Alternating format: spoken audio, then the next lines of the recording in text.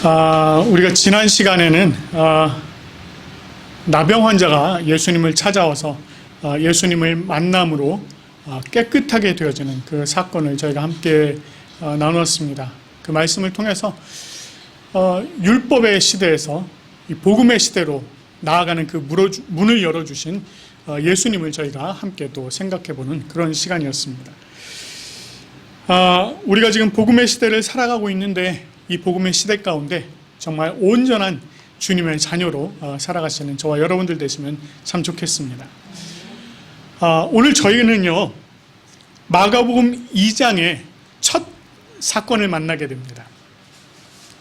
본문 1절에 보면 수일 후에 예수님께서 다시 가버나움에 들어가셨다, 이렇게 말씀하고 있습니다. 저자는요, 다시 들어가셨다 라고 하는 이 동사를 사용을 해서 이 예수님께서 가버나움으로 들어가신 그 사건, 그것을 강조하고 있습니다. 자, 이것을 강조하고 있는 이유가 무엇 때문일까요? 자, 우리가 이전에요, 이 가버나움이라는 성읍에 대해서 함께 생각을 해본 적이 있습니다. 위로의 집이라고 하는 그 뜻을 가진 이 가버나움이었습니다만, 정작 그곳은 위로가 필요한 집이었습니다. 그래서 예수님께서 가버나움에 들어가셔서 그들을 위로하신 것입니다. 따라서 예수님께서 다시 가버나움으로 들어가셨다라고 하는 것은 분명히 그곳에 또 다시 예수님의 위로의 손길을 간절히, 아주 간절히 필요로 하는 사람이 있었다는 것입니다. 이 위로를 필요로 하는 자들을 직접 찾아가시는 그 주님의 모습을 이렇게 그리고 있는 것입니다. 그래서 이 위로가 필요해서 여기에 나오신 여러분들 각자에게도 위로의 주님께서 직접 찾아오심을 우리가 믿고 이 자리에 있는 것입니다. 자, 그러면 예수님께서 이 가버나움으로 다시 들어가셔서는 그곳에서 누구를 만나셨습니까? 예수님은요, 그곳에서 많은 사람들을 만났습니다. 그리고 그들에게 즉 하나님의 복음을 전하고 계셨습니다. 그때 한 무리의 사람들이 등장을 합니다. 그들은 한 중풍병자를 데리고 예수님께로 나와왔습니다. 여러분, 이 중풍병자 어떤 사람입니까? 이 원어적으로 말하면 마비로 시달리는 자라고 하는 뜻이 있습니다.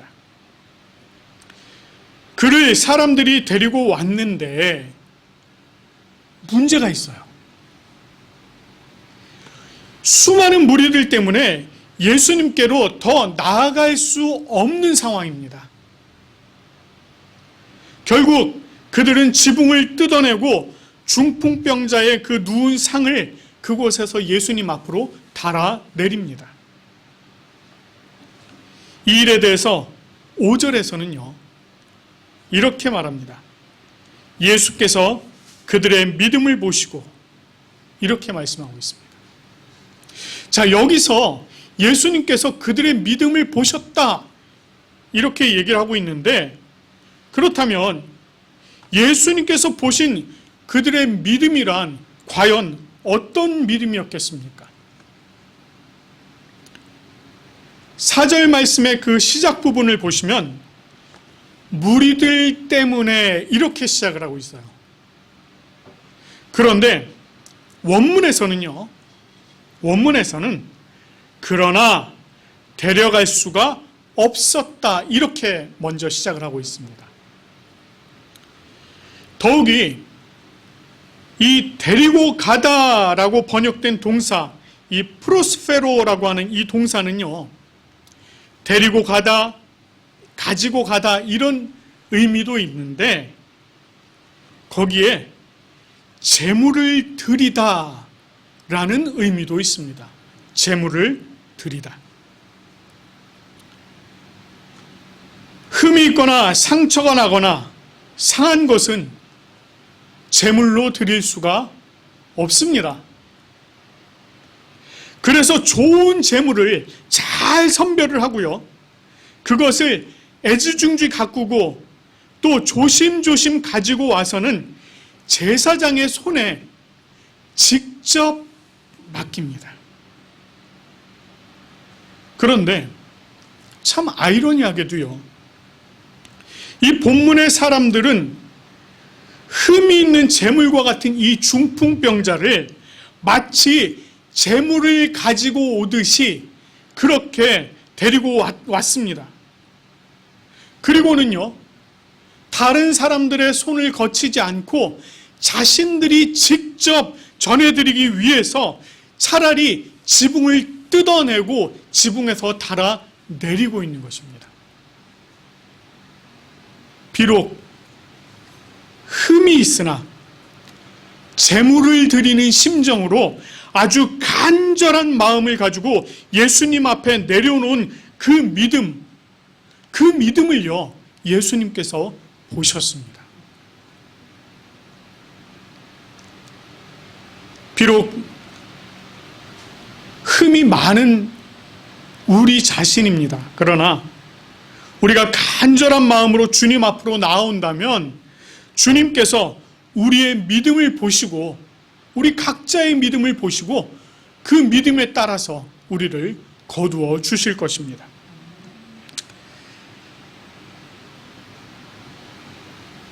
그들의 믿음을 보신 예수님께서 중풍병자에게 이렇게 말씀을 하십니다. 내 죄 사함을 받았느니라. 죄 사함을 선포하고 계세요. 그들은요, 예수님께서 병을 고쳐주시기를 기대해서 이 병자를 데리고 왔습니다. 그런데 예수님께서 치유의 선포가 아니라 죄 사함의 선포를 하셨습니다. 왜 그러셨을까요? 왜 예수님께서는 죄 사함의 선포를 하셨던 것일까요? 결론부터 말씀을 드리면요, 우리는 이미 이 마가복음 1장 27절 이하로부터 예수님께서 귀신을 쫓아내시고 전도하시고 또 율법을 성취하시고 그것을 능가하시는 예수님의 권능과 권세를 보아왔습니다. 저자는요, 오늘 이 본문을 통해서 마치 예수님의 이 궁극적인 권능은 죄 사하심, 죄 용서하심에 있다는 그 사실을 보여주고자 하는 것입니다. 그래서 10절에서 인자가 땅에서 죄 사하는 권세가 있는 줄을 알게 하려 함이다 라고 증언하고 있는 것입니다. 자, 그런데요, 우리는 여기서요, 한 가지 흥미로운 사실을 발견할 수가 있습니다. 자, 마가는요, 이 예수님의 권세 앞에 대조적인 두 인물을요, 동시에 등장시키고 있습니다. 누구입니까? 중풍병자 그리고 서기관. 자, 이 두 인물은 어떻습니까? 예수님께서 중풍병자를 향해서요, 내 죄사함을 받았느니라 라고 말씀을 하실 때에 가장 먼저 반응한 사람이요, 이 중풍병자가 아니고요, 서기관이었습니다. 자, 이 저자는요, 이 내용을 통해서 독자들에게 무엇을 전하고자 했던 것일까요? 여기서 등장하는 중풍병자와 서기관에게는요, 공통점이 있습니다. 자, 말하자면 중풍병자는 외형적으로요 마비가 온 사람이에요. 자, 이것에 반해서 서기관은 내면적인 마비 증세를 보이는 사람이다라고 하는 것입니다. 생각하고 판단하는 사고가 굳어져 버려서 고착화되어 버린 그런 사람입니다.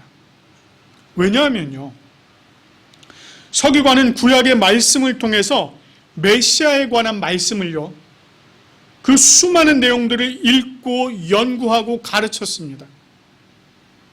그러나 정작 그 사람은 지금 자기 눈앞에 와 계신 그 메시아를 알아보지 못했습니다.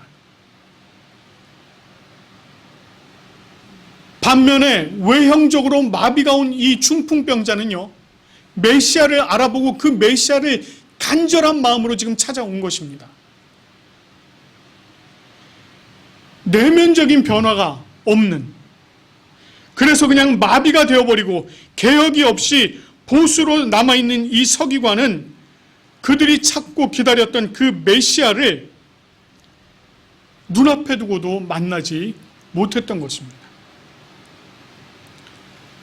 주님을 만나는 것이요, 그것은요 우리들 안에 영적인 개연성과 영적인 유연성과 개혁성을 가지고 있을 때에 그것이 가능하다는 것입니다. 여러분들께서는 참 주님을 영적으로 만나는 이 영적인 유연성과 개혁성을 가지신 분들이 되시기를 간절히 소망합니다.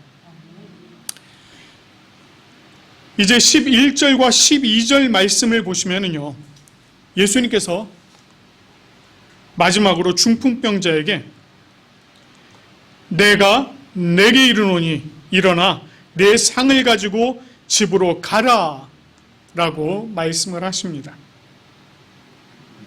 자, 그러자 이 중풍병자가요 일어나서는 상을 가지고 모든 사람들이 보는 앞에서 나아갑니다. 여기 11절과 12절에요 저자가 일어나다 라고 하는 이 동사를 두 번을 사용하면서 강조를 하고 있습니다. 여기 일어나다로 번역된 이 에게이로라고 하는 이 단어는요, 예수님의 부활을 전하는 단어입니다. 예수님께서 다시 살아나셨다라고 할 때에 쓰이는 동사가 바로 이 동사입니다. 굉장히 중요한 용어입니다. 마치 부활과도 같은 사건이 지금 이 자리에서 일어났다라고 하는 것을 지금 보여주고 있는 것입니다. 이것은요, 조금 소극적으로 보자면 그 한 개인의 삶의 회복이에요. 그런데 이것을 적극적으로 해석을 하자면 이 사람의 거듭남입니다. 이 사람이 바로 새로운 시대를 살아가게 되었다라고 하는 것을 선포하는 것입니다. 사랑하는 성도 여러분, 예수님께서는요, 저와 여러분들에게도요, 죄를 사해 주실 뿐만 아니라 회복과 부활을 약속해 주셨습니다. 예수 그리스도께서 선포하신 죄 사함으로 말미암은 그 회복, 그리고 부활의 기쁨으로 이 복음의 시대를요, 더욱더 힘차게 살아가시는 저와 여러분들 되시기를 간절히 소망합니다. 우리 함께 기도하시겠습니다.